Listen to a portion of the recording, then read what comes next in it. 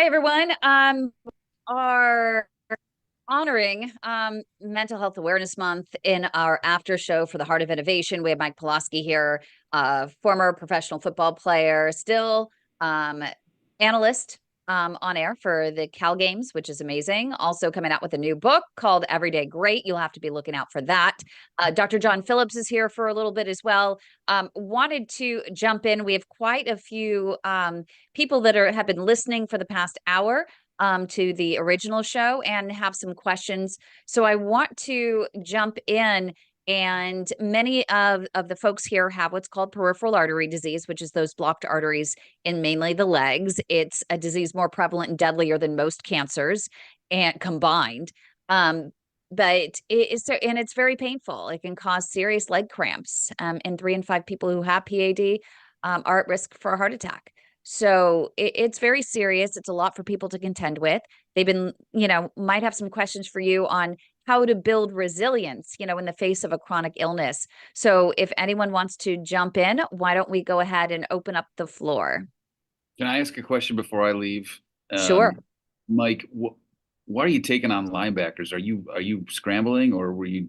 I was scrambling. Yeah. Well, so the first two I was scrambling, and I thought that I would get the extra yards out of the play. The last one, I had thrown an interception. I had a ball snapped way down to my left, and I knew the guy was going to be open because I pre-read it, and I came up and tried to make the throw, but a safety saw it coming. I moved him actually as I went to get the ball. He made a pick. It's when we were playing at Pac Bell, which is now Oracle, but when we were playing over there, and the tide was in, so the grass was slippery, and so I went to cut, and I fell down. As I was getting up, my center got blocked into my back, and he pushed me head first into the pile. So I have 2 questions actually while Dr. John is here. One is going to be taking on, his dealings in sports with his kids, and the advice that you would have for him to help his kids build that resilience on the court, on the diamond, on the field, whatever it might be. And then secondarily, and you can take these both separate, is how does he talk to his patients about building resilience to walk, and push through the pain as you did with your lungs when you were a kid? So both. I have the easy, not easy answer, but the answer for both of those is to take each rep individually, to be able to build the focus for that moment, especially for young athletes. Building the focus for that moment, you get the most out of that moment. It's the Viktor Frankl quote we were talking about off the air, is in between any stimulus and response is a pause.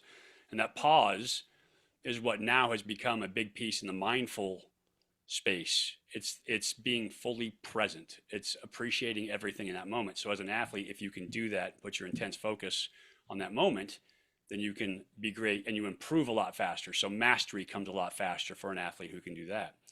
The same thing can be said for patients who are suffering pain from P.A.D. or when I was suffering pain. And that if you can be present in that moment, what we tend to do is throw everything. Our mind wants to create this big space in which everything makes sense all at once. And so it takes shortcuts and it creates these scenarios, which may or may not be true. But if you take each of your inputs as separate pieces in your consciousness that you're feeling, that you're seeing, without adding value judgments to those in terms of pain, you can interpret them differently. And you can find the space to have gratitude for what you do have. You can find space to see that the pain perhaps is not as bad as your nervous system is telling you it is. Maybe it is as bad, but there's also a bright side of that, the fact that you are trying to recover, you're trying to improve, you're trying to get better, and growth is part of the human experience. I love that. Any feedback, based on what you heard? No, I mean, I You think. going to take the advice? Oh, well, yeah. I mean, I think that's really important. I mean, I saw a patient the other day, and I said, "How's it go?" And he said, "Okay, at least I'm above room temperature." And so I thought, well, that's an interesting way to think about it, but true. I mean, I think it's really important to find something positive in Yep. everything, because I really believe that when you start this auto suggestion, which is in a lot of books that I read, what you plant in your head in the subconscious really manifests physically. And so if you can try to live in that moment and be present in a positive way, life is easier. I think it takes the same amount of energy to be negative as it does to be positive. You just have to choose. But the positive actually helps you develop energy where the negative just drains energy from you. So you're exactly right. I agree with that 100%. The negative takes it out of you, puts your nervous system in that avoidance stage, and it creates problems for you. And the steps towards getting there too, right? Are all the things that you hear about. It's the journaling. It's having gratitude, sessions with yourself, meditations, gratitude meditations. I meditate every single morning. I get up and I meditate first thing to create that mindfulness, to create that space so I can handle things as they come. And it's life changing to be able to do that. And so I think for patients, meditation, if you've gone down the route of medicines and all of that to help with pain, to help with the right mindset, meditation is a huge piece for you. And you can actually go online to YouTube. I grab online meditations both in the evening as I'm laying there in bed. And then when I wake up, conversely, while I'm laying there in bed, I go on YouTube and I just look to see. I trust the universe in a sense to bring me that video because I've been looking for meditations and prayers for so long that it automatically comes up with a new one for me almost every time I just go to check. So I just listen to those for those 15, 20 minutes before I go to bed or wake up. And it really helps if you have something that's guided, if you're very new to this. Marcia has a comment and or question. Go ahead, Marcia, unmute. Yes, good evening. Mike, what a fascinating story. I can't wait to get a hold of your book. Thanks, Marcia. I have some thoughts. I heard that you had cystic fibrosis growing up. And I drew so many corollaries with your story, but on a completely different life experience, talking about resilience, because I was a 24/7 dementia care partner for 7 years. And so there's a phrase I coined during that time that was called an Energizer Bunny zombie, because you just keep going and going and going. And now that I'm past the dementia caregiving, it took me several years to break out of the zombie mode and come back to life. And resilience to me is kind of almost like this on-off switch, or breathing. The pause is so important. Breathing, if we can stop when we're in the middle of a stress or a moment of anxiety, just stop and breathe a minute and reconnect with that breath, because our breath is what is circulating our blood to our legs, to all of our limbs. And it really brings me to a place of mindfulness. And we get so busy in life running around being Energizer bunnies that we forget to stop and smell the roses sometimes. And it's a reward loop circle. Like, I have little habits that I do that help me keep on my path. Like, in the morning, I wake up and the first thing I say is, thank you. What's on my plate for today? Show me. And then I go and make my coffee. And while my coffee is brewing, I take that little moment to say, oh, I'm going to have a reward in a few minutes. But while I'm waiting for my coffee, that first sip of the morning, I can go do some Qigong. I can do some Tai Chi. I can move my body. I can sit prayerfully and say thank you and appreciate the small good things in life. So I see so many correlations, even though I came from a different angle on this, that I can't wait to get a hold of your book. I appreciate it. Thank you, Marcia. Yeah, and actually the things that you're talking about are all ways to regulate your nervous system as well. So prayer, mindfulness, the breath, of all the things in our autonomic nervous system, our breath is the only thing that we can actually control. And luckily, our breath, by using a longer breath, the 5-5-10 or a 4-7-8 breath, or any of those things that you want to do, but a longer, slower exhale than the inhale actually down regulates our nervous system. So all those things you're talking about are exactly right. They're a way to regulate your nervous system, and many of them are in the book. But that's a good way for us to help control our mindset to get back to that approach phase to playing free. Do you have a couple other questions for Mike before he runs off? He has to coach a couple of quarterbacks and help them build resilience for the Cal Bears, his alma mater. Go ahead, Douglas. This is Douglas. I'm on a question about what do you think about the word control and the word manage, and how the two of them play together or separate? Because the word control is always a negative connotation usually. So we're learning to manage our life today with P.A.D. and manage how I live with all the stuff going on. Well, so yeah, the language itself can be interpreted so many different ways. This is what we're talking about in terms of perception. Control can be a negative word if you're being controlled. But if you feel a sense of control in what you're doing, if your doctor is good with you in terms of allowing you to have a sense of control in what you're doing, if your family is good in terms of giving you a sense of control, if you have hope and you have a plan and you have a way to execute on that plan, you're giving yourself a sense of control, then it's all good.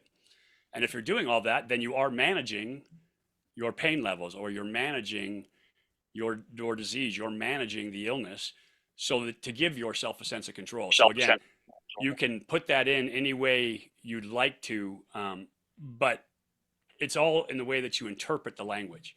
And so I would try to give myself that back into approach, to give myself that sense of control. I would try to manage the language positively to give me a positive outcome. Yeah, that's a really good point, because language actually can be your perception of it. Yeah. And so the definition you give it doesn't have to be Merriam's. It can be how you perceive it yourself and what you choose to do with it, or how you define it. Yeah, tag it with your interpretation. You can tell me what you want. I'm going to interpret it the way I want, and I'm going to use it for my benefit. And that goes back to why we have that question with our doctors about what they say or what they don't say when we see them. And how do we discuss these things with our families and what they think, and how we're living life today with P.A.D. and managing or controlling all the stuff, the money, the bills, the family, single, not single, all that stuff. Yeah, so just be an advocate for yourself. That's the big key. Be an advocate for yourself, because you know what you feel. One thing that I noticed, especially with the anxiety, but for all my illnesses, was that I was the only person who knew what I felt like on the inside. And so you need to be an advocate for yourself, and that gives you a sense of control.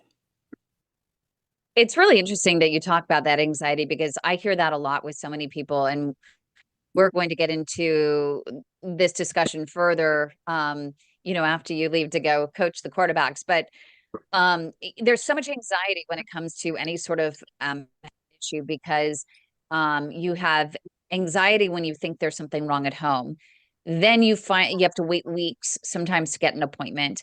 Then you find out you might have something. They send you for a test. Then you have anxiety waiting for this test. It might be days, it might be weeks later, it might be even a couple months later. And for some, in some other countries, it might even be half a year later in some cases. And so this anxiety builds with the fear of what could be wrong and nothing's being done, for it, right now. And so then even once you have the test, then there's even more anxiety that you're awaiting the results. And sometimes it's this vicious circle, right? And I know that people with cancer deal with that even more so than people with PAD, and that they know that there's something is seriously brewing inside their system, and they're being told that they can't get the test they need for a couple months, and then they're not even going to start treatment till 6 months later. And although the doctor says, well, it's slow growing, it's not really going to be, growing that fast between now and then, how do you live your life and manage that anxiety when it comes to your own health? Well, exactly. Yeah. So what's the things that are in your control, right? The things that you have control over, the things that you can do. If you can advocate, if you can find another doctor, if you can hurry up the system. Like I listened to your question at the end. If it's growing at all, I don't care if it's slow growing or fast growing. Right. I want it taken care of, like get it out. So yes. I totally get that. But the ability to understand what is in your control. This is where being mindful and being present comes in. What is in my control and what is not in my control. I can't control whether or not I have something, but I can control how I approach it. I can control of how I think about it and how I talk to myself about it. We talk to ourselves internally all the time. Yeah. And the stories that we are telling ourselves are the stories that resonate loudest with us. And so controlling those stories, our inner voice, the human mind hates uncertainty. It hates it. And so it will tell itself stories just to avoid uncertainty. Now, those stories aren't any more certain than the uncertainty that's out there, but it's giving you an angle to take, which then removes uncertainty from your thinking. But you don't have to think that way. If you take that beat, if you get out of that, it's called the default mode network in your brain, but it spins on all the possibilities. It's making predictions all the time, and it's telling you stories. Don't lock on to the stories that are negative, that have bad consequences, because that's when you start to spin down the hole. It's interesting because my science teacher once said that it takes more muscles to frown than it does to smile. And yet, in these situations, when you have a chronic, you end up, frowning. It takes more energy to end up with all of these stories, the negative thoughts, but there becomes a point where they become a habit. Yeah. And then it becomes easier, even though you might be using more muscle, more brain power, more more of your nervous system to go in this direction. It's how do you is it just a simple, like for some people with smoking, is it just a conscious choice in that moment to cut it off? Or is it, a slow process of turning things around and just slowly starting to make a conscious choice? Here's one better feeling thought. Here's one better feeling thought. Oh, maybe here's another. Yeah, you start to form the habit of thinking positively. You can speed that up by journaling, by having affirmations, doing things with yourself where you are actively practicing it, hearing yourself speak it out loud. Huge piece of counseling and therapy is literally just hearing yourself talk about something and recognizing the ridiculousness of some of the things that we think on the inside of our head. Dr. Amen, who's a world famous psychiatrist, calls them ants, automatic negative thoughts, right? And so we all think them, we all have them. It doesn't make us crazy. And I've got great stories from the locker room about guys saying stuff. You're like, what was that? Like, where did that come from? There's no way. But we all have these thoughts. You just don't have to go with them. And so when you have therapy, a huge piece of it when you're talking to counselors is you just speaking out loud and going, oh, wait, that makes zero sense. Or they point it out, they say, does that make any sense? You're like, no, it sounds kind of dumb now that I say it out loud. So we have those thoughts, recognize them, journal, affirmations, speak it out loud, but then don't chase rabbits, right? Because your mind has a negativity bias. It's going to shoot for the negative to keep you safe, right? It's okay if you survive a lion that wasn't going to hurt you anyway, but you survive. That's better than being too aggressive and getting in a tussle with a lion. So it's going to keep you safer more than it's going to allow you to be aggressive with your thoughts, more than it's going to allow you to be out there. And so recognize that. And it's what I was talking about earlier. Speak it, say its name, put a name to it. Once you do, you take away its power and you get yourself back into your forebrain and you start thinking now, and you're not just in that lizard brain and not in that animalistic thinking. It is at that moment of, if we keep doing the same things, we're going to keep getting the same results. That's exactly it. Right. If And you get the same behaviors, you get the same results. Yep. Well, on that note, Mike Palawski, we really appreciate you being here. I have one more question for him. Of course. Off the thing. So, are we going to win the Super Bowl this year? Who's we? The Cowboys. Yeah, oh, see, we're in California, Douglas. We have a different. We're pulling for Brock Purdy over here. Yeah, the Texas accent. I don't know. Cowboys are having some rough times right now. It always comes down to defense in the end, right? The Super Bowl this year was a horrible offensive game, and the NFL is a very defensive league right now. Defense has got the advantage. But Cowboys are going to have to make some changes. They're going to have to get better in a few places to win the Super Bowl. They played man horribly last year, and so they're gonna have to play better man. They If need they to can build figure up that some out, they got a chance. resilience. They got Feeling tools. about Costco, you want to postpone it to another day, or you want to go today? I love that we have someone that's Sally, go I mean, ahead I and don't- mute, please. I don't think we're going to get tired today. Sally, go ahead and mute, please. Sally. Okay, good. Thank you. Someone. Hi, Sally. You're Hi. not on mute, so I'm going to go ahead and mute you. Hey, we have a live studio live. audience here. That's It's right. It's live. fantastic. It is. I'm So just thank glad you. nobody has ordered hamburger and french fries. Exactly. Douglas has actually done that live on the radio. Or He didn't Dr. realize he was Pepper. not. It was great. It worked out in that perfect moment where we were saying what not to do, and it was a health food show. He's in the fast food line ordering it for his nephew, but it just came across as, wait, what? Large Coke and a French fries? Yes, that's what not to do. Yes. Anyway, thank you so much, Mike Palawski. We really appreciate it. You know, those Cowboys, Douglas, they have to build the resilience, right? That's right. I've already given up on them, so. Everyday Great is the book, and Mike Palawski, look him up on Facebook, and hopefully he'll have a website very soon. Thank you so much again. Thank you, Kim. Always great to talk to you, and good luck to everybody out there. Thank you.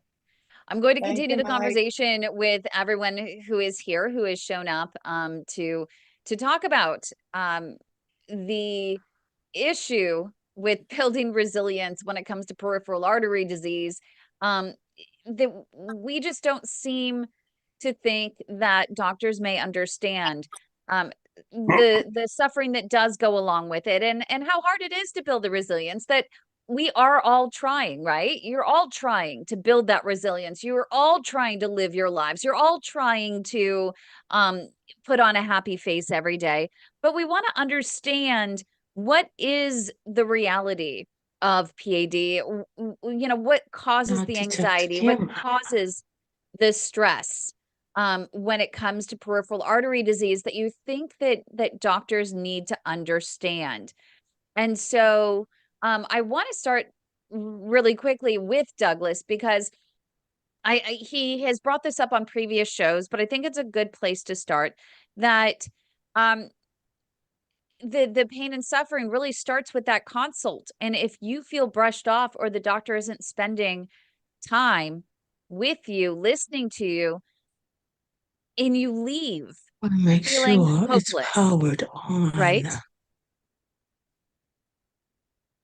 Douglas? Well, for me, it comes down to very simple: driving away from the doctor's office, not being heard, and then the difference between driving away from the doctor's office and feeling like I was heard. I talked to a friend of mine this week in the group, and I could hear the excitement of the simple fact his doctor pulled his shoes off and touched him and did everything that usually we don't go through sometimes, you know? And I had my appointment today, and I left, and I had both mixed feelings.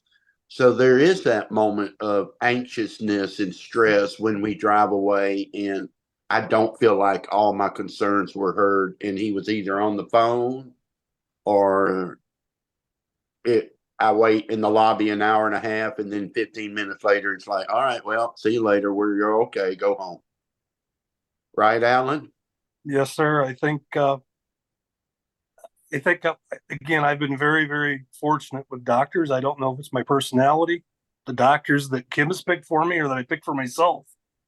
But I had an appointment with a new local doc that does below knee, and asked him all the questions, went through everything.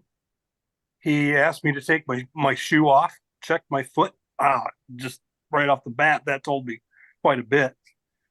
And I felt very at ease and very comfortable. He spent 45 minutes with me just on my PAD. Went through step by step on a CT scan that I had done. So I understood where the problems were, what he's taking care of. He's got me on a 3-month checkup with the ultrasound now. So I couldn't, I think it's just, I have good luck with doctors. I don't know. So how many of you in here can answer that question too? Carol, can you answer that? Have you experienced that back and forth with leaving from your doctor and not being heard or being heard? Or has he said something that you've gone, what the heck was that? And then not You being leave, you feel answered? fear, you feel anxiety, you feel stress. Mhm. I have to I felt- unmute. Carol. I felt that stress at the beginning of this journey with Kim, just before I met her. So I know what you're talking about. Did Yeah. you wanted to say something, Carol? There you go. Yes, I've recently had a knee replacement. It was supposed to be October 30th.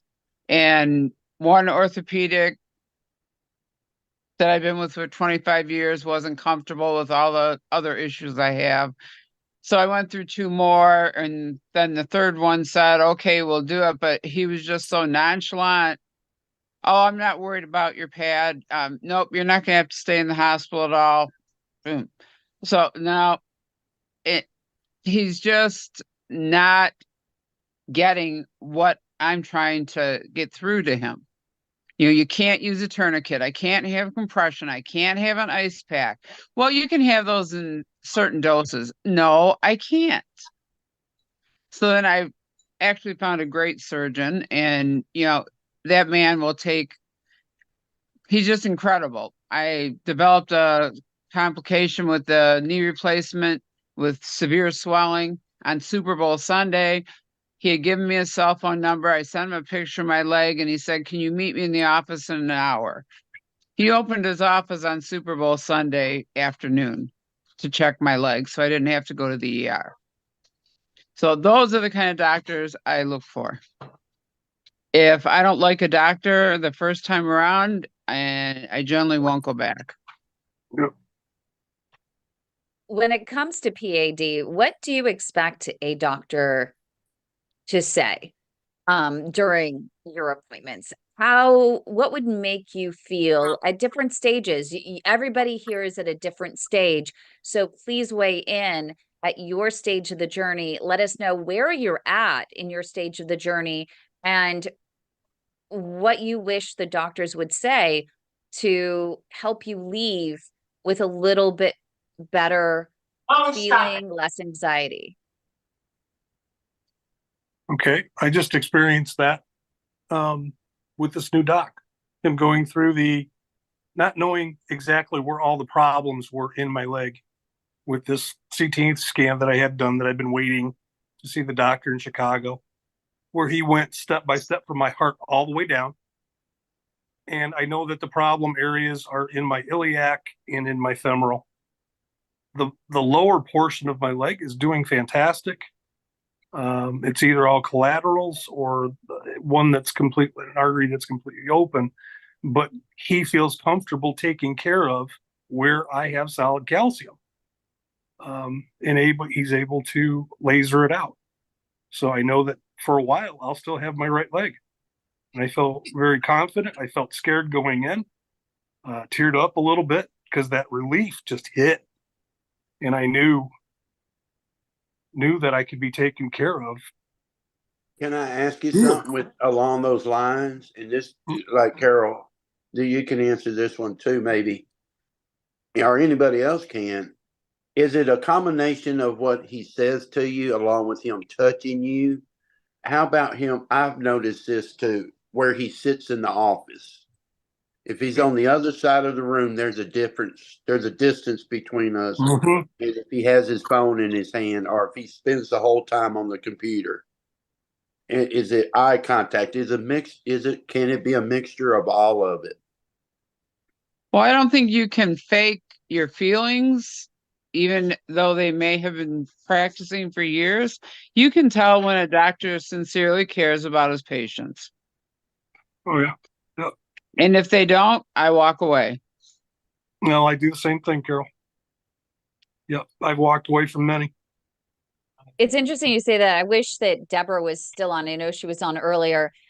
She was one that shared something with me yesterday that a well-known doctor actually said to her that when she went in and said, "You're not sick enough to see me as a vascular surgeon or any of my colleagues." And I almost, there was another doctor that commented, because I shared this on LinkedIn, and he said, imagine a doctor, an oncologist, or even any doctor telling patient just diagnosed with stage 1 breast cancer that you're not sick enough to see me as an oncologist. And why is it acceptable in the peripheral artery disease world? Because in the 4.5 years I've been doing this, that's not the first time that I've heard that a patient brushed off. Because I would imagine for every single one of you, I don't care what stage you are in for peripheral artery disease, whether you're on the asymptomatic end or you're on the CLI end, it's a worry every single day about losing your leg, is it not? Yeah. But I wonder if that doctor can imagine what that patient felt like driving away. What went through, like Dr. Phillips said, what went through those 6 inches between here and here. I wonder if he really can, how do they understand that feeling that we have when we drive away, if that's what we're told? You feel dehumanized at that point, that you're not important enough.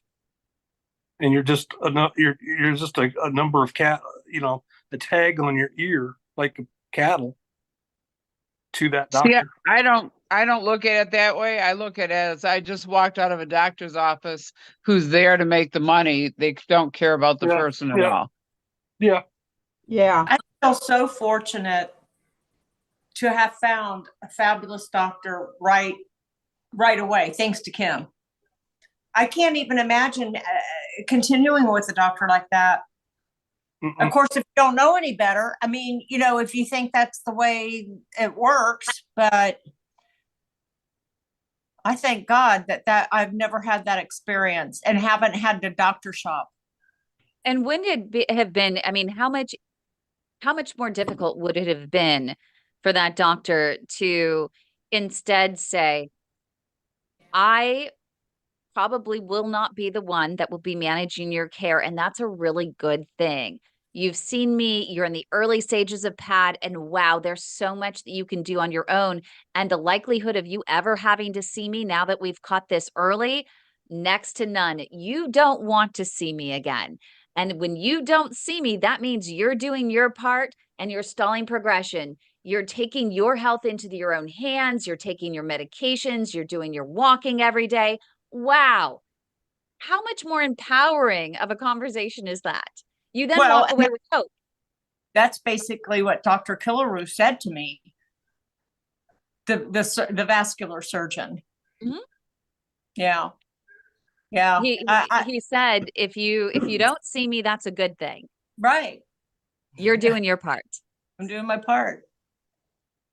Is that what Mike was talking about when he was saying the connection?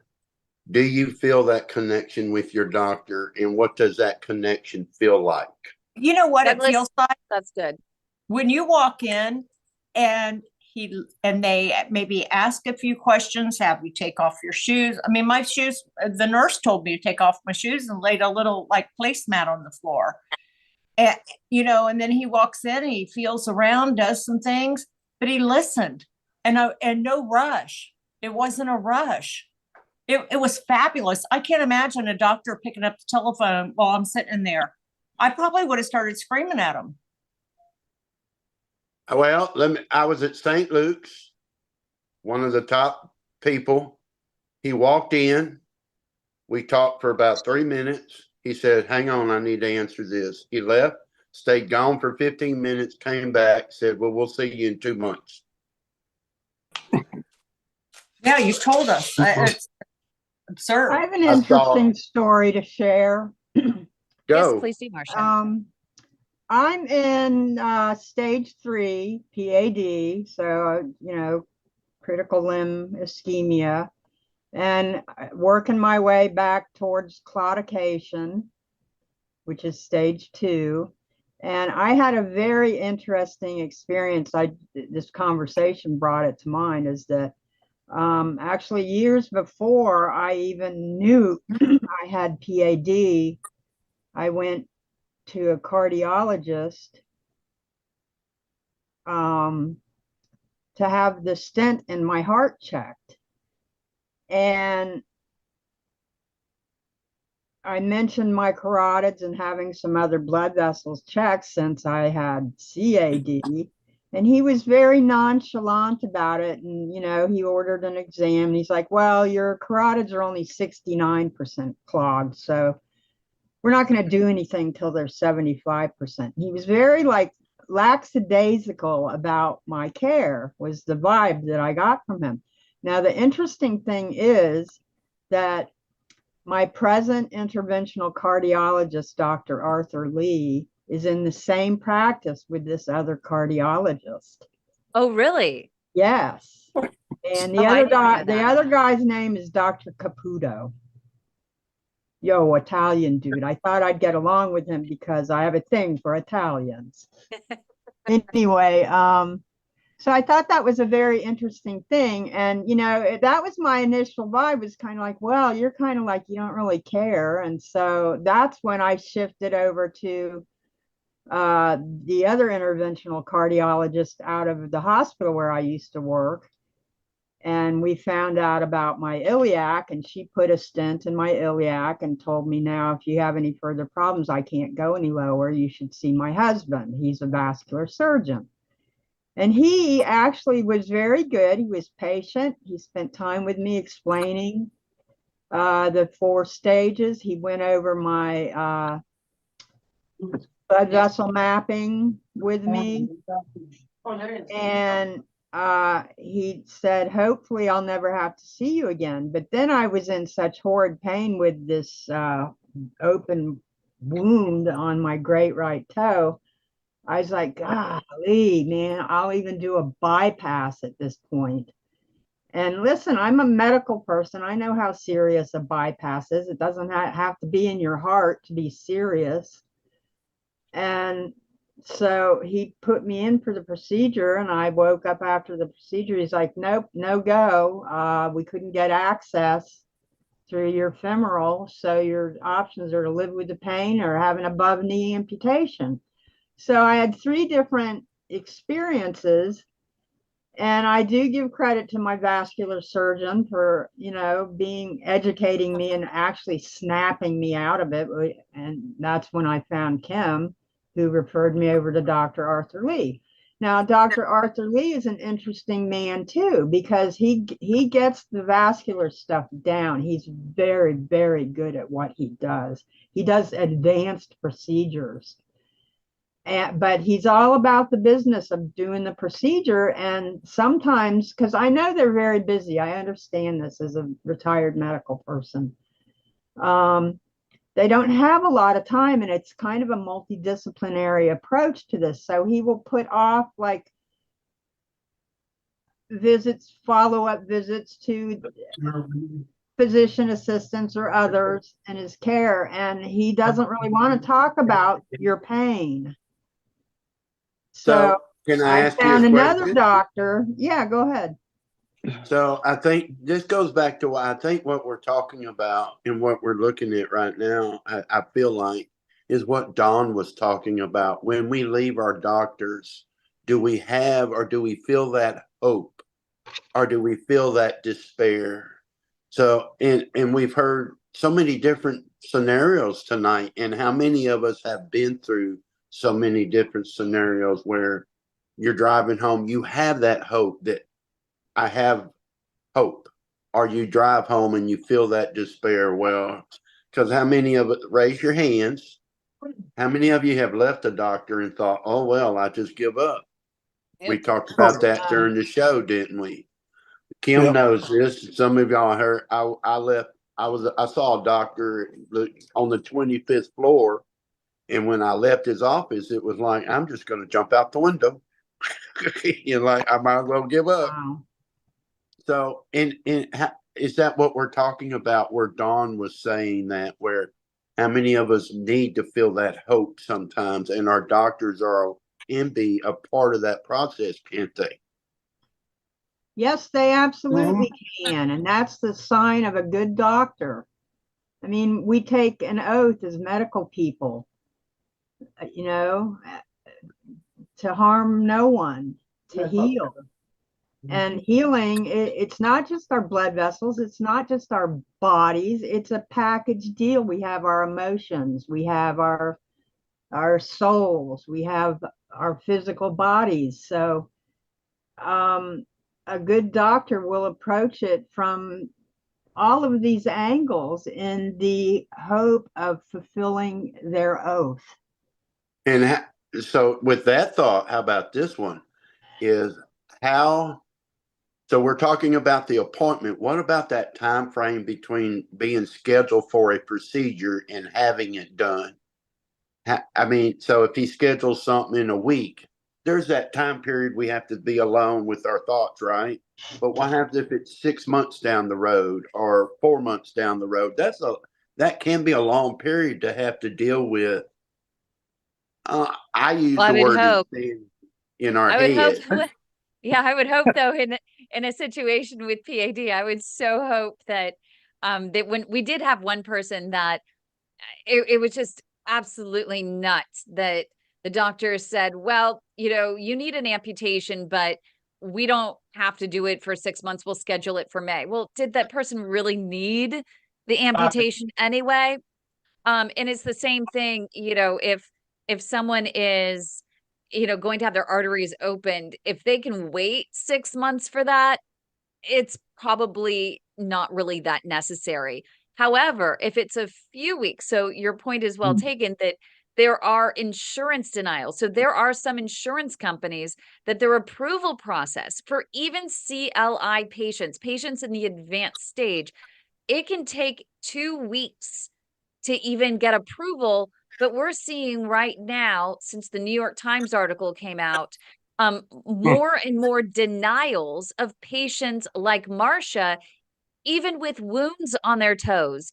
And if they're in that stage, they're up in the middle of the night trying to dangle their feet over the side of the bed to get rid of the pain, the excruciating pain. And I'm curious with you, Marcia, with your doctor saying to you, well, just come back when you want an amputation, when the pain gets too great. I mean, what was that like for you, moment by moment, every single day, every single night for you? I would imagine that you would just sit there and it would be like watching paint dry, the minutes, the hours, the days, waiting for something to be done.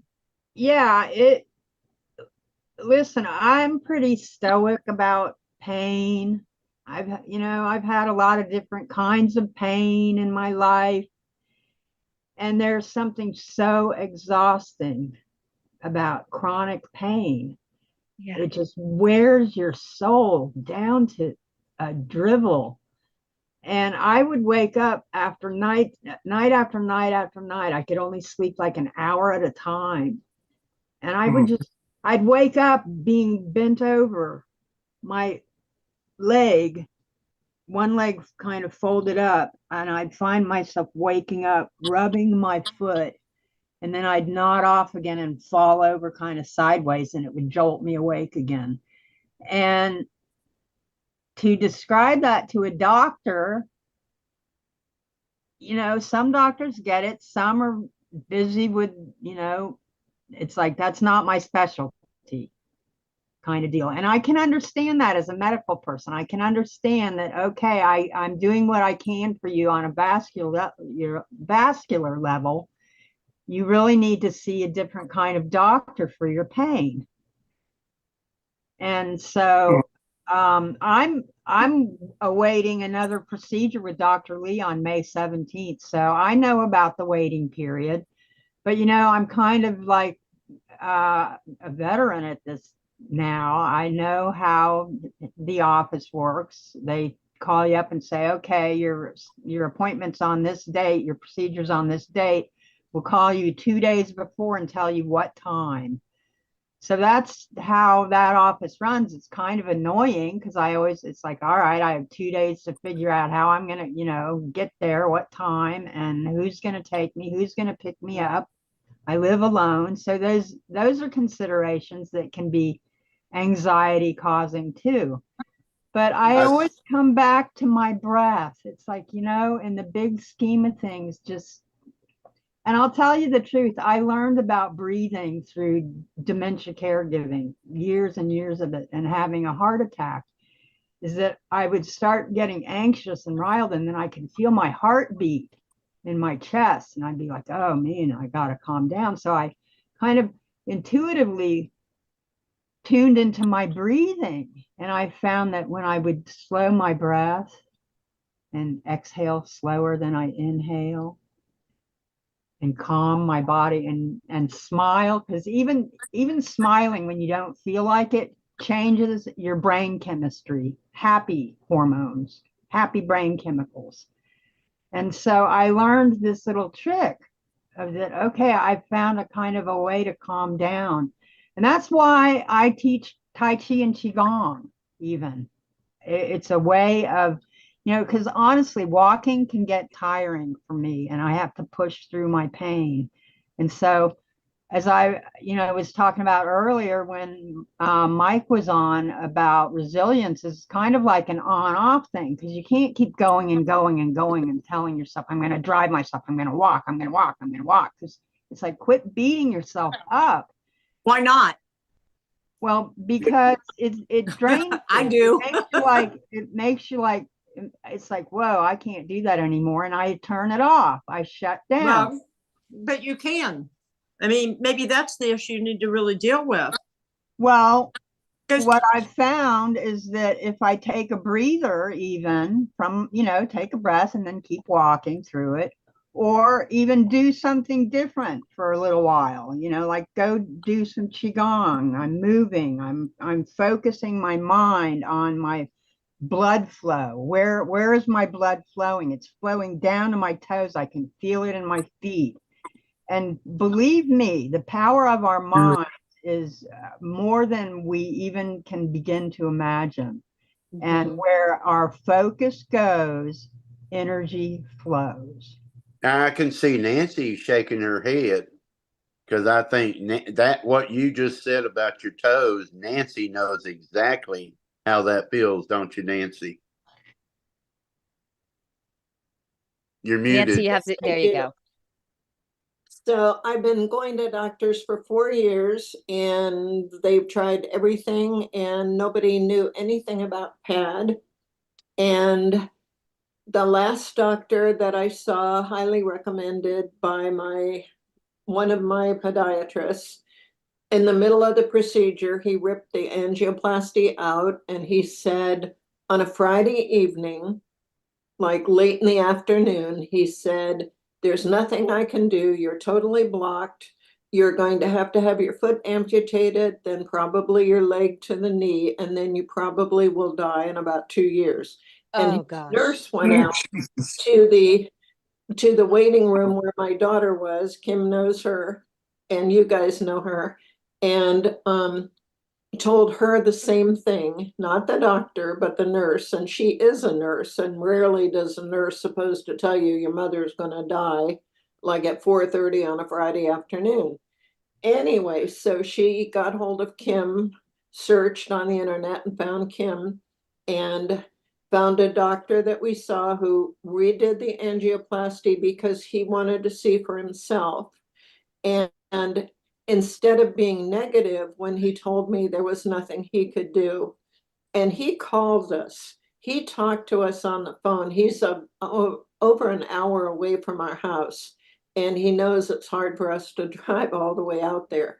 So he's called several times during the, right after the procedures and everything, sent us to another doctor also, just to be sure that he was reading everything correctly, and the doctor verified he was.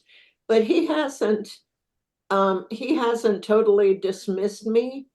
He wants me to do what I can. He's given me directions. I'm walking 10,000 feet a day, sometimes 12,000 feet a day. I wish my daughter were on here to see this, but anyway, she and I walk together because she's a little overweight and I need to get my legs going. And I know I can, but today, for example, I had to take a Motrin this morning and one this afternoon. But some days I've walked 12,000 feet. And this is something I never did before. Do you And mean 12,000 steps or 12,000 feet? 12,000 steps a Good day. for you, Nancy. Yes, and you can do it, break it up. Don't walk, She's doing fantastic. 2,000 or 5,000. Yeah, I have a question That's for you excellent. with that. When you get up in the morning, do you feel that sense of purpose? I And do we now. talked about that, didn't? I do now because I've actually taken on 2 jobs, part-time jobs. So I'm doing accounting, which I haven't done in years. So I'm having to relearn QuickBooks, which is keeping my mind off of my problems because I'm really, working on that. I'm on a lot of committees. I'm in Rotary. I stay busy. I'm lucky to be retired, but I stay busy. I go to meetings that I probably don't need to go to, but I love people. And, and it just, because I have to get up and I have to put on makeup, which I don't have now, so don't look at me closely. But I put on makeup. I have to get out of the house. I have to get in the car with a foot that doesn't like to sit on the gas pedal long. It's my right leg. It's my left leg. I think I'm beginning to see some symptoms in. But anyway, I stay busy. If I sit at home, I'm gonna just, I'm gonna just worry about it and think about it. And I have to look back on my life and say, I'm grateful for everything that's done. I've got 2 great children. I have a great house, and 2 birds to keep me company. And, you have to keep on going, but get out. Even if and you don't have to walk out, but if you can get in a car and just go somewhere. The other day, for the first time in months, I actually walked through Sam's Club. It's a kind of a grocery store, if you all don't know, like Costco. I actually walked, and when I walked in, you don't think that people notice you, but I walked in, and the gal that watches the carts up front, she looked at me as I walked past her and said hello, and she goes, "You're not going to take a cart today?" And I thought, wow, I don't know her that well, but she saw me. And, it's just the little things that make you think life is good. Yeah. So you got to stay positive and you got to get out and see people and do things and, go to work if you can. Just, make the This best of it. is so amazing because, I've been with you since the beginning of that journey from that Friday night at it was late. I was in London Yes. and I ended up with the call on the Leg Saver hotline, and it was your daughter. And I was able to get a hold of Dr. Kirk Minkus out of Arizona and say, "Hey, can you get on the phone with her?" And I'm sure he was able to give you immediate hope, at least a little glimpse of it, right? But I'm sure that weekend, and what doctors don't understand, to leave you on the weekend at 4:30, 5 o'clock at night on a weekend, with that type of message. Mm. I mean, even with the glimpse of hope that we provided, I'm sure that it was a long weekend. It was for my daughter. I'm 77 and I'm thinking, my time is up. Okay, I'll deal with it. But my daughter, who called you in a panic, my daughter was just beyond desperation. So, But I see. you also have you've made so many changes in your life. And I'm curious, before you started realizing, you didn't know that walking was the best medicine, and it was painful to walk. You didn't want to walk. You it is weren't still painful. really pushing yourself. Right. Can you talk about what Yeah. it's like to walk through and to have gotten, especially in the early days until you what was it like for you early on trying to push through and even taking just a few steps? And then even now that you're able to take 10,000 or 20 steps in a day, still what that's like for you. Would you mind walking us through that? And pun not intended. So what's it like for me to do? Push through? 'Cause I don't think sometimes doctors say push through the pain. They know that it can be possible, but what is it like for you to take that next step and to take that next step beyond that when you know the pain that's going to be there when that you're going to endure when you do? And also to see the progression from where you were a Right. long time ago to today. You probably never thought in a million years you'd be able to do 10,000 steps in a day. Never No. thought I would. You know what has helped me the most in the doctors handle the medical part. Dr. Minkus is awesome. The other doctor he referred me to was good. I mean, they're honest and they don't walk out on you. They tell you like it is. But what has helped me most, and I'm trying not to cry, is you guys, because I love listening to all of you. You've had what I've got, or you have what I've got, and you talk about you've got to keep going. You've got to make up your mind that you can handle this. And that was kind of hard for me after hearing the doctor tell me I was going to die and knowing that I could get, I have heart trouble, I have this strokes or whatever. But hearing you all talk about your experiences, I'm not alone anymore. I have you all and Douglas and Alan and Jean and all we've been meeting and have had just some fun talks.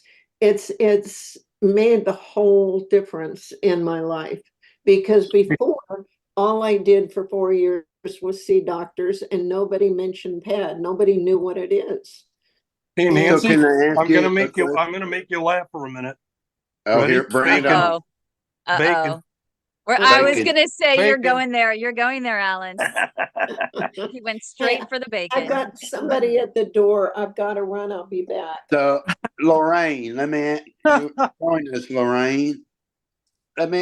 She brought that up. Have any of us ever sat somewhere and thought I'm alone, Oh, and yeah. how different it is than to actually be able to meet somebody who understands what it's like at 3 o'clock in the morning, my foot hanging off the bed. That was that trip I had to Cleveland Clinic, then to University of Chicago, and a couple other vasculars before I met the group and Kim. And coming to Chicago to the thing, I was ready to lose my legs. I had joined an amputee group to learn all I could. I started studying prosthetics and everything until I got brave enough to look for a support group. And Kim was on the phone 10 minutes later, and I had some And hope. even though you did lose part of one leg, you didn't lose the whole thing, right? No, For one, no. but even though you did, don't you feel so much better? Because some doctors say, why delay the inevitable? And they really That's think what it's my better for the one doctor patient. said. Right. And I'm curious,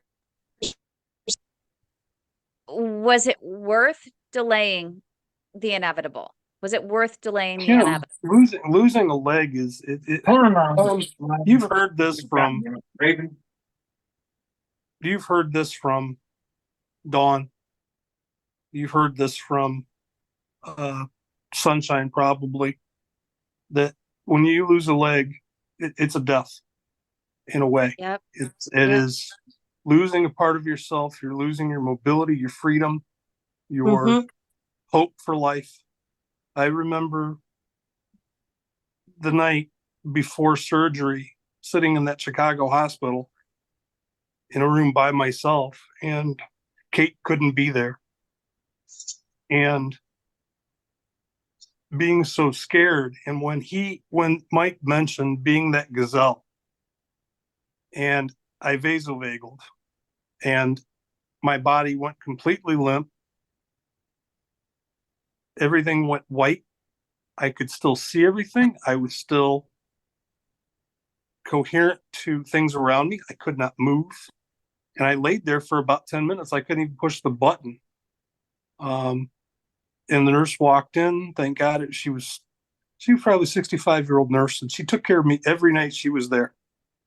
And we got to be good friends. And she walked in, and they thought I had a stroke right off the bat.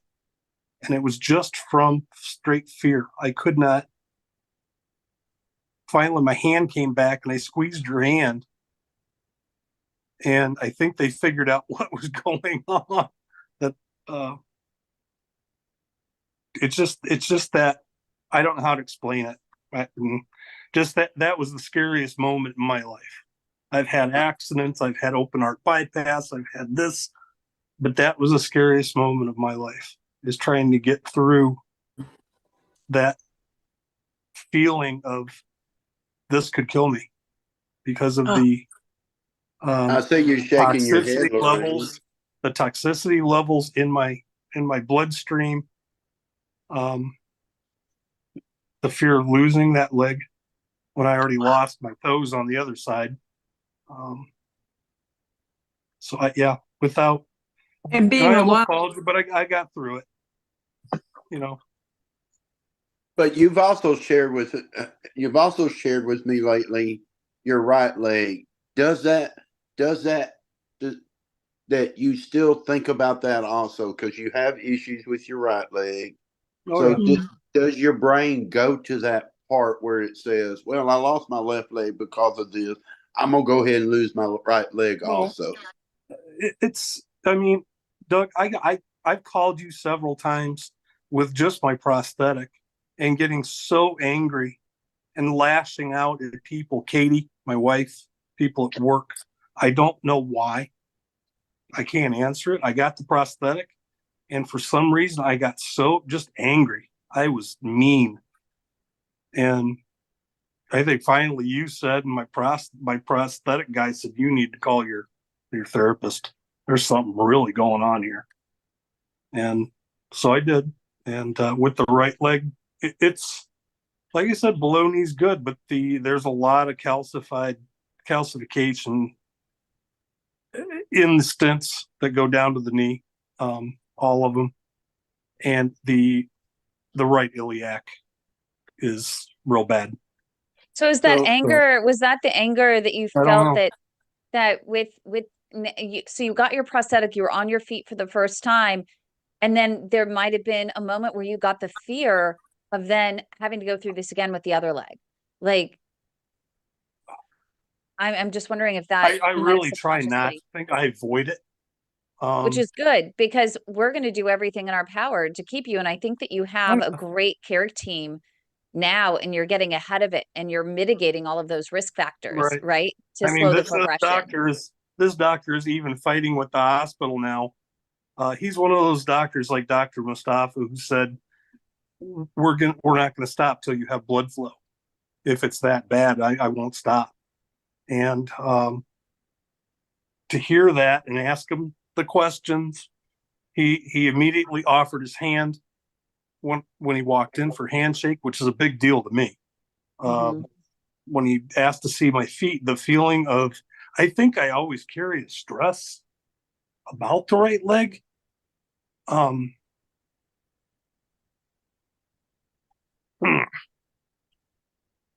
That it's going to go someday. I hope not during my life. But I have a good way of hiding it. I mask with a lot of laughter and just a smile on my face to make other people smile helps me. Do you think there's something that triggers that, Alan? I don't know. But it's so good that you're acknowledging it and you're honest about it. And I think that that was one thing that Mike Palawski, who was our guest earlier, was saying. You know, the first thing is to acknowledge it and to own it and to accept it. And then to make a conscious choice to say, you know what, I prefer not to feel that way. Am I going to be able to fix it with just that one thought? Well, maybe for a moment, but maybe you then have another moment with a different thought. And start the process of saying, you know what, rabbit, I'm not going to chase you down that hole. I'm not Right, I chasing just you down don't, that hole. I just don't anymore. I have a tendency with the right leg to put it in a box. Yep. And push it off to the side. It's not time to deal with you right now. During you know, staying on top of my care, as you know, I'm very good at it now, instead I of know. just I'm letting so things proud of go. you. So it's a hard thing to have PAD, go through amputations, have to learn how to walk all over again. It's been extremely hard on my wife. You remember that conversation we had. Yep. Um, But even and doctors don't realize Yeah. those conversations that end up happening. no, And they yeah, sometimes don't realize that the conversations that need to happen before a Yeah. situation like That that. And was- I feel blessed that you trusted me to be a part of that well, process. it was easier for you to explain it to my wife after the doctor talked to you than explain it to me, having Katie on the phone, what in simple terms, because I don't think either one of us were coherent, but our minds are other places to explain it simply enough that if you don't go through with the amputation because of the toxicity, Yep. you will go to your heart eventually and you will die. Yep. And then asking Katie, and I didn't want to be a burden to anybody. It's a man thing, I guess. I don't know. That, you Well, know, I'm sure everybody in here can experience that, Alan. That is, yes, Douglas, you bring up a human really, thing. that's, yep, Lorraine. Lorraine. It's definitely a human thing. yeah, Mhm. it's And just, I don't want to especially be. no one. And then I looked at Kim and, you know, talked to Kim and Katie, and I said, okay, babe. She kept, my wife said, you're more than your legs. So, Yep. And that's having that somebody Yep. there with us. Because how many in a group can remember those moments sitting in front of those doctors, and this thing is going 1,000 miles Yep. an hour, and you're trying to understand or listen to what the doctor's saying and keep up with it. When you start to feel that fear and flight start to hit you, you know, how about our careers? So we're doing our careers, and all of a Mhm. sudden life changes in And an instant, doesn't it? I have a Well- good example. Oh, go ahead. And I think in one way, I am also grateful for the amputation. It's hard to understand this, but it has slowed me down where I'm actually enjoying life instead of life's go, go, go. And Mhm. you go through the motions of getting together with family over Christmas, and it's all rushed. And it's like, God damn it, there is a sunset. Yeah. How beautiful is that? How many times have you caught me down at the beach? I love those pictures you send me. You're like, You Kim, know, take a look. Look where Yeah. I'm at. Every just sit Wednesday there. night, you have to see him at the beach. Yep. Winter, Making winter everyone or summer. jealous. Mhm. Yep. We all get jealous because Alan's at the beach again. But I wanted to bring up a point because I had a situation where I learned that I was anaphylactic to dairy, which was no fun. I already have asthma, so I've already had, you know, serious situations with my breathing that have had me question whether I would be here 5 minutes later, 10 minutes later. But the one with where I ended up learning that I was anaphylactic to dairy was probably the scariest of my life, and probably something that was relatable to what you went through, in a sense that when I realized I couldn't breathe and I couldn't catch my breath in a way that I had never experienced before. Asthma is deep down here. This was where I literally, if I wasn't consciously saying breathe in, breathe out, I wasn't breathing. And so it was one thing for me, and I was like, okay, I can handle this. But when my dad came back in with the Benadryl, and the reality hit me that we just lost my mom the month before, and he was then going to lose his daughter because I didn't know what the frick was going on. Because I knew it wasn't an asthma attack, but I didn't know what it was. And I couldn't catch my breath. And I was like more worried about my dad. Like, I wasn't worried about losing my life. I was worried about my dad losing his daughter a month after losing his wife of 52 years. And that caused me to go into literally a panic attack on top of having the issue with breathing already. Oh my Lord. I couldn't even stand up. I mean, I was shaking all over the place. I mean, it was just bad. It took me a while. They got me under control with the EpiPen and, a little oxygen, but to get me settled down from the panic attack took so much longer. And it wasn't because I was scared of me. I was scared of being of my dad and what it would mean to my dad and the people that loved me. So just like you were scared, not for yourself, you're like, you know what? I'll just go. Like, There's no life, big deal. there's life after me for my wife, for my children, but I want to be here as long as I can, as long as I'm healthy enough. Yeah. I don't want to suffer. I've seen too many people suffer, and their lives are dragged out. And my mom with dementia, my Katie's mom with cancer. It's just, nah. If I get something like that, I've lived a good life. I kind of feel like Nancy, I think, we just think about bacon now, and we smile about Kicking it. and screaming, Alan, kicking and screaming. Right. That was our deal. Yep. And I gotten to know Marie really, really well. We talked on the phone a few times, and I have a better understanding of her and her past, and she has a much better understanding of me. And we try to really keep each other up. And she gets her little negative thoughts going, boy, and I'm on her. Me too. White on Me right, too. baby. I'm like, stop chasing those rabbits. Yeah. Didn't Mike say that during the show, how easy it was to get on that train? It's much harder to get on that train than it is to get on I'm positive, I'm going to make a change, I'm going to do this. Because it's so much easier just to jump on the train and say, screw it. Very good. I'm going to tell you, honest, this is, anybody tells anybody beyond us, how many are here? Oh, but you're on YouTube. Just going to tell you again. Ah, so shoot. everybody who I will still deny this. The only, I will You're tell good at that. there is only a few reasons why I'm still here. And most would think my kids and grandkids. And nope, that's not why. Because there's going to be a time they got to be here without me anyway. One, I made a stupid pact with Bob and Alan, so I got to kick and scream all the way to the grave. But besides that, it is in the group. I have had so many people message me. And I mean, people that nobody knows they message me except for me and that person.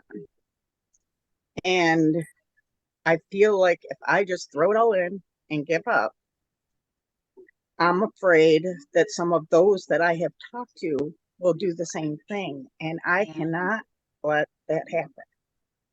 So I have to keep fighting so that they keep fighting. That and Alan will kick my butt. He will do it. I told you. Oop, I can't say it. What I do. I think my mom will be with God at the pearly gates and kick you back out. Yeah. So I guess that just basically means you have a purpose, is what you. Yep.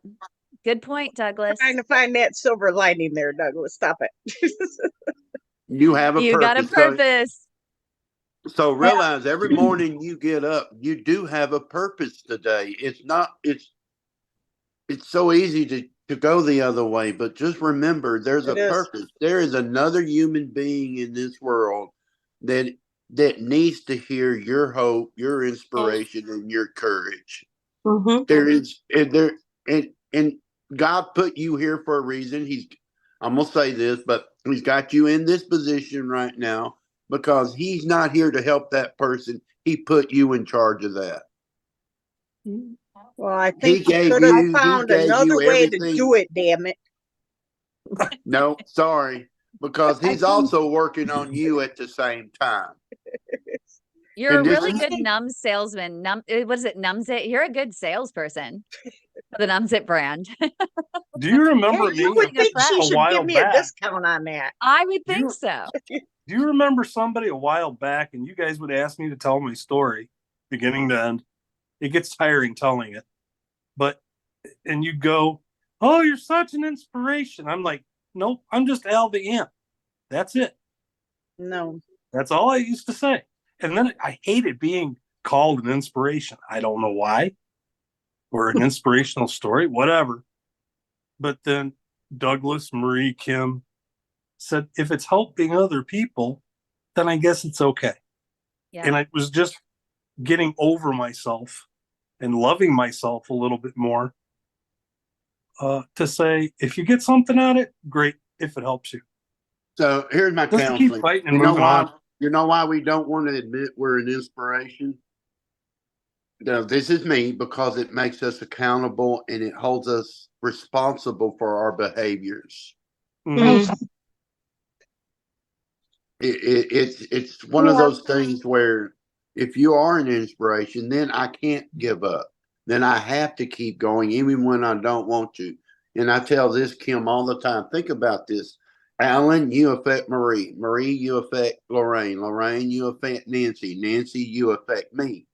And that's and then Carol affects Everybody. Marcia, everybody.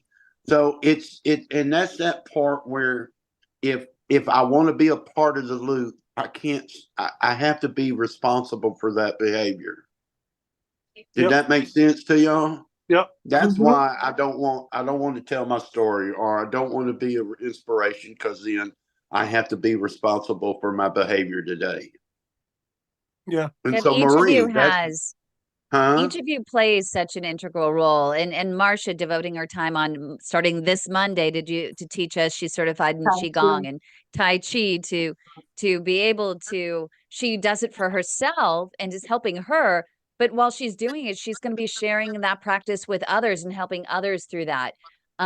Marie, you know how much you've helped me in so many ways. And that was, with the transition of my mom, and my mom, and you and I have that shared situation with her, and you've been played an integral role. And I don't know what I would do without you. I don't know how I would have been able to process everything, and even still today process things without you. You have, some people, you don't realize the purpose that you have in this world, and the impact that you have in this world, because not everyone is as good at saying it all the time, and sometimes you don't realize it. That's why I love doing these. And before we were keeping them private, but now you've all opted in to share it publicly.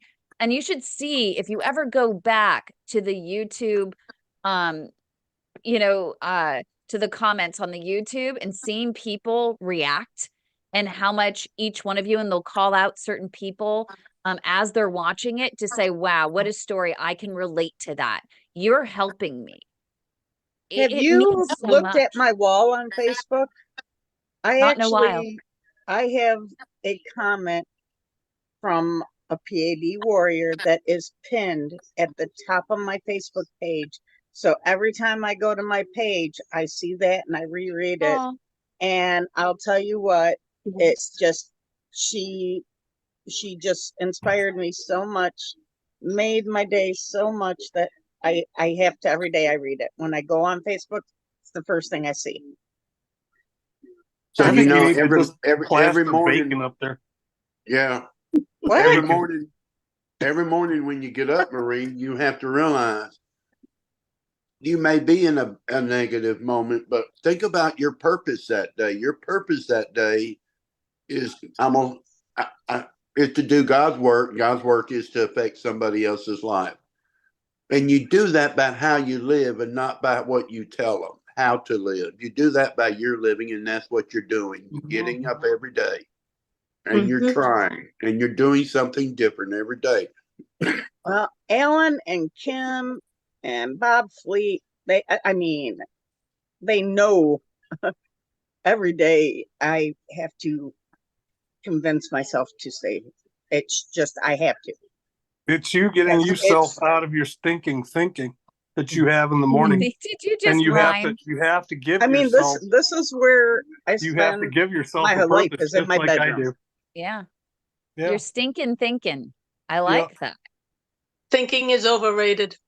I love that. Lorraine speaks. We got Lorraine. Yay! All right. Yay. Thinking is so overrated. It is. It Tell us a messes little with bit your about mind. yourself. Yeah.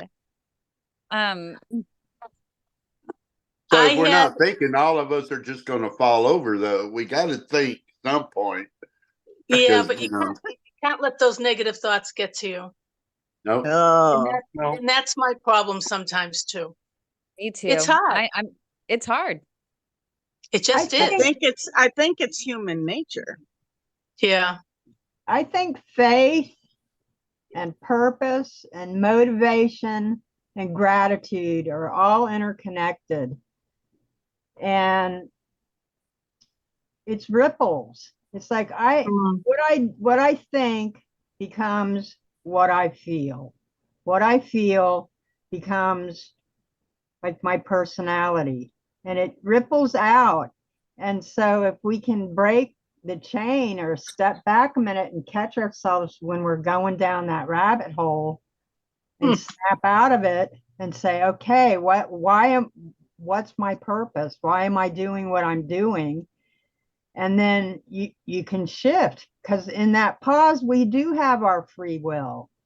And so, like, to keep motivated, I take little doses throughout the day and I look for little opportunities. And speaking of opportunities, I'm really excited about our light a red candle thing. Yeah, me too. Yeah, I like that. Starting on June 1st. And I made a little video about it today and put it on YouTube. Yeah, because I got my candles.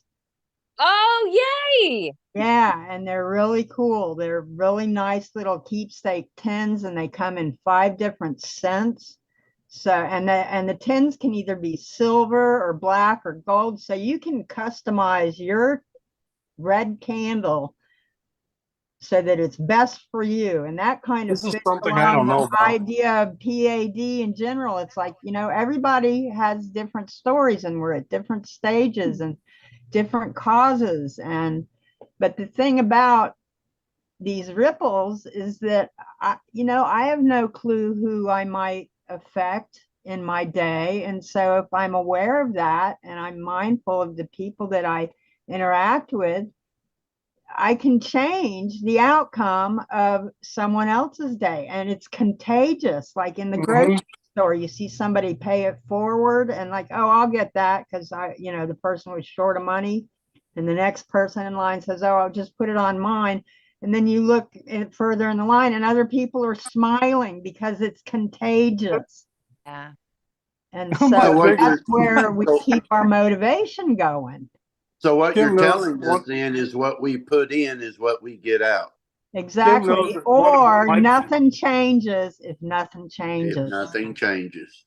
Right. Yeah. And if nothing Kim changes, then it's a flat line and then we're dead. It's the And I got good news, Marsha. Marsha, as Kim, we're all talking. I got a headache, so I'm gonna have to get back off here. I got new glasses and I'm old now and I need them to read and see. So my eyes You're only I'm 3 just years older getting than I headaches am. Shut trouble. up. What'd We you say? hit our 40s and I yep, wanted our to eyes show go. you that necklace because the picture did it no justice. So let me know if you can see it. I'm going to try to line up the camera. Just let me know. But you need to talk, Marie, for me to see it. Can you see it? Oh, yeah. Oh, wow. Oh, yeah. Nice. There you go. I told you it was more beautiful in person than the picture I sent you. Yeah, that means But a lot. I need to know where to send it. Okay. It's still a lot. It's a lot to process. And, it always leads to so many questions. And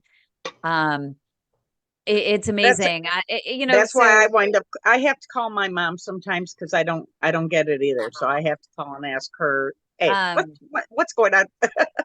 I don't know people's faith or whatever, but Marie has actually restored my faith in a little bit of the afterlife, in that you'd have to understand and have been a part of the conversations with Maria and I, and things that she should, I mean, I've heard people say, well, they should never have known that. She should never have known things. And my mom, you know, she's told Marie. And one of She's those told me things lots was of things. she's told her lots of things, including that she's supposed to do something with turtles, or why does she need to talk to Kim about turtles?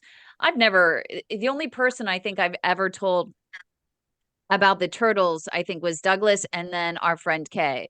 I don't think I've ever She didn't told tell me to talk to Kim. She said talk to Kimmy about turtles. about turtles. For those who don't know, Mhm. I inherited something from my mom that it's very fluke when it happens, but people will come and talk to me afterwards. Yeah. And sometimes I don't understand what it all means. Like when people tell me, say turtles to Kimmy. I have no idea what that means, but I know who Kimmy is. So Yeah. And So- it's been really special.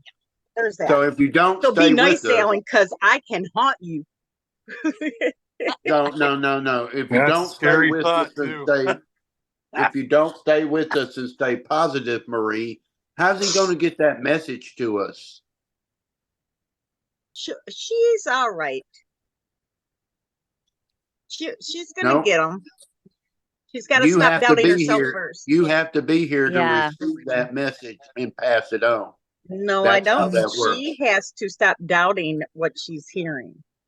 Yeah, that too. But I love that she's, you know, coming to you and talking to you, and you know, we bond, you know, on a very different level. And so it's very, very special to me, my dear friend. So thank you, seriously, Absolutely, from the hon. bottom of my heart. It means the world to me.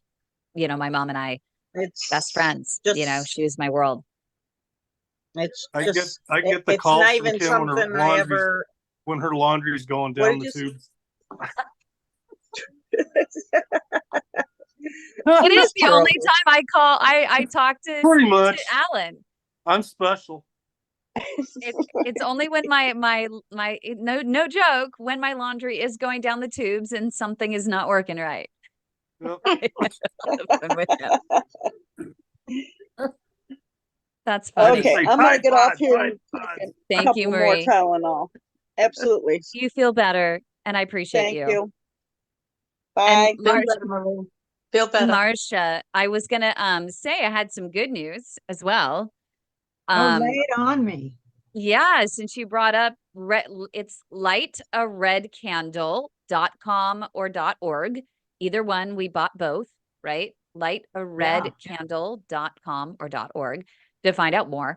By June 1st, we're all going to be lighting our red candles to spread awareness that walking's the best medicine to prevent and stall progression of peripheral artery disease. And the purpose of the lighting of the candle, it's your candle of commitment that on June 1st, you're going to light your candle, share a video, share a picture of it, even a video where you're verbalizing what is your walking goal, because it really takes those 3 months to grow those collateral vessels, create that amazing habit of walking and pushing through any sort of pain and persevering. So we're going to do a 3-month walking commitment starting on June 1st, because summer months as well, the best time to walk. And it leads up to P.A.D Awareness Month, which is September 1st. But I was talking to Kristen with Reflow Medical, which is a newer medical device company, and they're taking on the challenge within their own organization. And they have committed to providing a red candle for every single member of their organization. I think it's at more than 100. Oh, And they're all wow. going to light a candle on June Okay. 1st. Ooh, oh, that is And so exciting. it is. I So we're know. going to have to, go ahead and start using hashtag publicly, light a red candle, and then the hashtag P.A.D awareness to start following who's starting to share, who's receiving their candles, and who's ready to make their commitment to walk. So You want me to commit for 3 months? Oh man, I do. come on, give me a break. I'm actually going to make Stella needs to commit. Yep. Your dog needs Yeah. to commit. You know what? If you give up, Confessions so of a will pull your ass along. walkaholic. 3 months. Yep. Yep. And Walking we in the just summer got, is harder for me. what did you say, Lorraine? Walking in the summer is harder for me. It's much harder. Is it? Well, you Yeah. can walk around your house. That's what I have to do in the AC. I can't take the heat. The heat kills me. Yeah, that's tough. So we're gonna see you walking around the house. That's what I'm going to have to do. That I love it. works. Yep. And Anything I works. don't even live down south Archie- like you people. I don't know how you do it every day. So can I take a video now of me walking and just keep replaying the same one for you when it's 105 degrees outside, the humidity Exactly. is 2,000 degrees? Hey, Doug, just do it in front of a green screen. That way you can change the background. That's true. Oh, Oh, I hadn't thought about that one. See that? You See that, guys- sugar monkey? Alan, I'm- you're a bad influence. I'm going to be It's taking horrible, isn't it? walks out in nature in a place that I go to twice a week. I've been going out there for about 7 years, and I tend to these big garden beds on like 3 acres of property, and the backyard is on water, and it's amazing. And so I'm Yes. going to be taking videos of me walking around this beautiful property with big, huge live oak trees and bamboo. And I'm really excited. I tell you, this whole thing has gotten me very motivated. And I feel like Yeah. I've even gotten past a little hump with my pain and walk conundrum, because I feel motivated now. I'm all excited about, seeing how much I improve over the 3 months. I got my little pedometer, a little purple pedometer, and I can Yay. how much my steps increase. So You'll thank notice you the all difference. for motivating me. You'll notice the difference, Marcia. Big time. Yeah. Yay. And I want to see Carol. And my dad just walked in. He said he wants to see Stella. Douglas, say a little something so we can see you full screen. There's Stella. See you, She heard her name. She heard her name. She got up did. and came over. She What did. a love Oh. puppy. So hold on. I was gonna say, is Carol just had her knee done and has been going through, she mentioned a little earlier, hacking back again. And I'm curious, Carol, are you gonna participate and start up in those steps, since now you got the new knee replacement, you got some blood flow as well? No, not the blood flow yet. That's what I need. You still need Right now that. I'm in slippers. Oh my goodness. I hope your next appointment's coming up soon. I see Dr. Saab the 23rd. Okay. Well, hopefully we can get that going as well, because we want to see you on June 1st taking some steps with us and making that commitment to get out and start walking now that you got your knee, and then hopefully you'll have a little extra blood flow to stop the cramping so you can move a little bit more. Have My you met problem him, actually Carol? isn't cramping. It wears the skin off and I don't have enough blood flow to recreate new skin. Have you met him, Carol? Dr. Saab? Oh, I've had several procedures by him Okay. and Dr. Mustafa. Okay. Yeah. You're part of the club then. Just one You're of both those. fantastic. Yeah. Amazing. Well, I appreciate all of you. I'm hoping that all of you will join the Light a Red Candle and join the commitment, even if you can only walk a few steps. It's all gonna be about seeing how you improve over the course of the summer, and also spreading awareness. And I think it's really important. I think that so many of you ask me all the time, well, how can we get the word out there about P.A.D? Why don't people know about it? Well, sometimes it can be up to us, and this is an opportunity to really get out there and at the beginning of the summer and spread the message all summer long.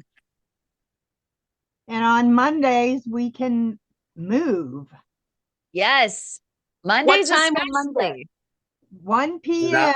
Eastern Daylight Time or Eastern Time. Okay, 1 And we'll be p.m. back here next I'm Wednesday gonna put night, that in my, Central too. Yeah, but I hijacked your time, your personal time together. I thank you guys for letting me, donate, for you guys donating this time slot to do our radio show, because, we wanted to make sure to get Mike Palawski in, and he was only available today. And I thought he'd be a real inspiration during Mental Health Awareness Month. And I think he was, and especially knowing that he also has family with P.A.D. and he's had to overcome, health challenges as well. So he really does understand, how to push through the pain and to take that one next step, because he had to do that with his lungs, the same as you're having to do with your legs. And so I'm hoping that he had an impact and you found a little bit of inspiration